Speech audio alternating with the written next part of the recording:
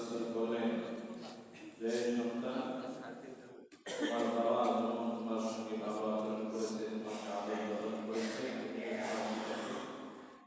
তেমন ভালো ব্যবহার এবং সুন্দর আচরণ করবে।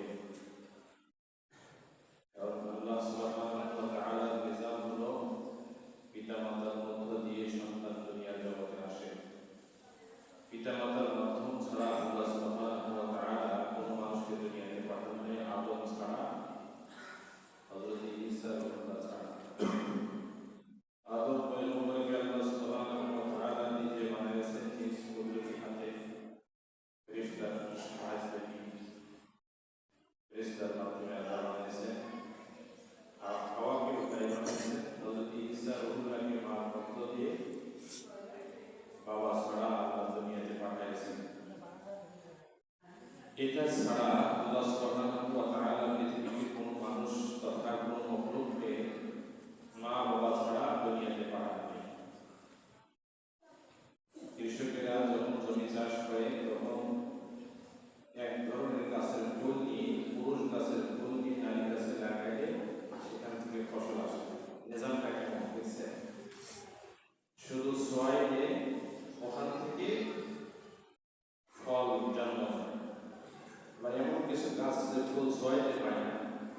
আল্লাহ সুবহানাহু ওয়া তাআলার একটা কুদরতের নজর আছে, কুদরতের সাহায্য আছে, তার মধ্য দিয়ে জন্ম হয়। যেমন তাল গাছের তাল ফল ধরে, পুরুষ তাল গাছের সেই ফলের সঙ্গে একটা পাখি, একটা পোকা, একটা কীটের যখন সম্পর্ক হয়ে যায়, ওখান থেকে নারী গাছে চলে যায়। একটা পোকার সাহায্যে পুরুষ গাছ থেকে নারীর কাছে ফল চলে যায়। এরকম আল্লাহর নিজাম যে পৃথিবীর জগতে পিতা মাতা ছাড়া, মা বাবা ছাড়া দুনিয়ার জগতে কোনো মানুষ আসবে না, বা কোনো মখলুক আসবে না, কোনো জিনিস আসবে না। কিন্তু আল্লাহ সুবহানাহু ওয়া তাআলা হাকামুল হাকিমিন, আল্লাহ যে সর্বশক্তিমান, এটাকে বোঝানোর জন্য আল্লাহ হযরত আদম পয়গম্বরকে পিতা ছাড়া, মা ছাড়া দুনিয়াতে পাঠিয়েছেন। এবং হযরত ঈসা রূহুল্লাহকে আল্লাহ সুবহানাহু ওয়া তাআলা বাবা ছাড়া শুধু মার মধ্য দিয়ে হযরত ঈসাকে পাঠিয়েছেন।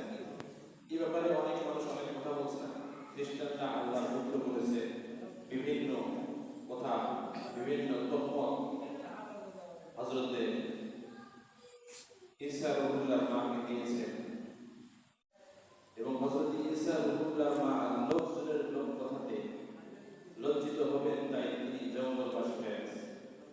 আল্লাহর কুদরত কি হযরত ঈসা রূহুল্লাহকে জন্মের পরেই ছোট্ট শিশু বাচ্চাকে দরজার ভিতরেই কথা বলেছে, কথা বলায় সাক্ষী দিয়েছে যে না, আমি হলো পবিত্র, আমি আল্লাহর সন্তান না, আমি আল্লাহর বান্দা। ক্বালা ইন্নী আবদুল্লাহ, আব্দুল মানে বান্দা, আল্লাহ আল্লাহর বান্দা, আমি আল্লাহর বান্দা, আমি আল্লাহর পুত্র না, সন্তান। এটা করেছেন, আল্লাহর কুদরত প্রকাশ করেছেন। আল্লাহর এটা নিজাম, হিন্দু হোক, মুসলমান হোক, বৌদ্ধ হোক, যে কোনো ধরনের হোক, পিতামাতার মধ্যে পৃথিবীর জগতে আসে। আল্লাহ এসে ওটাই করে যে দুনিয়ার জগতে মানুষ মা বাবা ছাড়া দুনিয়াতে আসে না। আল্লাহ রাসূল সাল্লাল্লাহু আলাইহি ওয়াসাল্লাম সাহাবীকে বোঝাইলেন, আনতা ওয়া মালুকা লিআবিকা, তুমি এবং তোমার বাবা, তুমি এবং তোমার সম্পদ হলো তোমার মা বাবা। তুমিও তোমার মা বাবা এবং তোমার উপার্জিত যে সম্পদ আছে, এই সম্পদটা হলো তোমার মা বাবা। তোমার মা বাবা ছাড়া তুমি দুনিয়াতে আসবে না।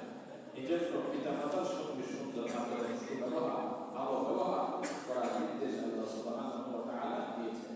পৃথিবীর জগতে যারা এটা করবে তারা কি হয়েছে, বসে বয়ান শেষে অত তাড়াতাড়ি করা যাবে না, নড়াচড়া করলে অজের বিল কেটে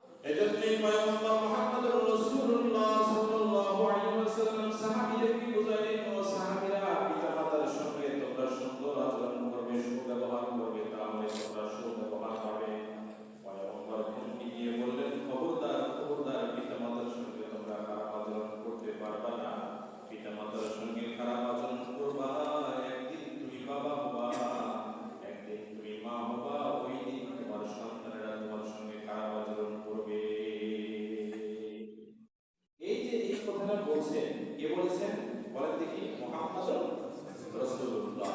এই কথাটা কে বলছেন? রাসূল সাল্লাল্লাহু আলাইহি ওয়াসাল্লাম। রাসূল কোন কথা নিজের পক্ষ থেকে বলেন না, আল্লাহ যা বলেন রাসূল তাই বলেন। আল্লাহ সুবহানাহু ওয়া তাআলা তা বললেন, পয়গম্বর মুহাম্মদুর রাসূলুল্লাহ সাল্লাল্লাহু আলাইহি ওয়াসাল্লাম বলেন না, আপনি মর্জি সে কভি কুছ नहीं कहते आका। নিজের সন্তুষ্টি, নিজের মন থেকে পয়গম্বর মুহাম্মদুর রাসূলুল্লাহ একটা কথা বলেন না। अपनी मर्जी से कभी कुछ नहीं कहते आका, जो खुदा कहता है सरकार वही मोहम्मद हरगिज़ न गुफ्ता था न गुफ्ता जिब्राइल, जिब्राइल हरगिज़ न गुफ्ता था न गुफ्ता रब्बुल जलील। যতক্ষণ পর্যন্ত আল্লাহ কথা না বলেন ততক্ষণ পর্যন্ত জিব্রাইল বলেন না। জিব্রাইলের